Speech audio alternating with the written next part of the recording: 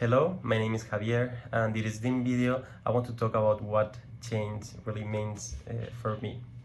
I'm lucky to have always lived in a family and in a very stable environment. I have never lacked for anything. I have never really had to adjust to a drastic change. However, the moment I left home at the age of 18, I began to experience one change after another. First, I had to adjust to living on my own for the first time in my life. Then my parents got divorced, and I had to become the support of both them and my sister. Later, when I reached a certain level of family stability, I decided to study abroad. First, I spent 6 months in Mexico and then 5 months in Lebanon. These two experiences made me mature and opened me up to the world. In all this time, I learned that change is something necessary and something that can only bring you good things. Even when you're wrong, you just gain wisdom. Moving from one country to another is certainly a very radical change. This is especially noticeable when the culture of the country of origin is different to the culture of the country of destination. I remember having to get used to having candles and lanterns in every room of my apartment in Beirut because we had no electricity or power every day, and we didn't know when it was going to end. It might seem like something that is not important, but it really made me realize how privileged I was in Europe when it came to electricity. Also, I can say with satisfaction that I adapted to the situation and that it made me change and become a more resilient person.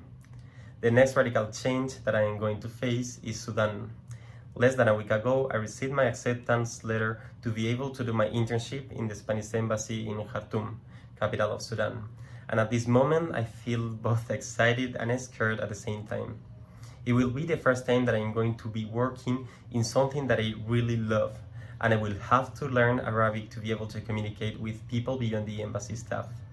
This challenge seems to me to be a clear example of how we have to learn to face changes in the course. I have to accept my fear and rejection that change produces in me and embrace it. I have to adapt and face this situation to be able to enjoy it the fullest and for it to enrich me. In addition, although it might not seem like it, this could mean a long-term change for me, since I always wanted to know what it would be like to work in an embassy. Regardless of whether this is my calling or not, I think this change is only going to make me grow. And it will prepare me for situations that a change of one city to another, moving from one country to another, or maybe changing what you're studying at university will not give me. It strikes me how a part of me is deciding between going or not going because of the fear of insecurity in the country, while another part has no doubts about it.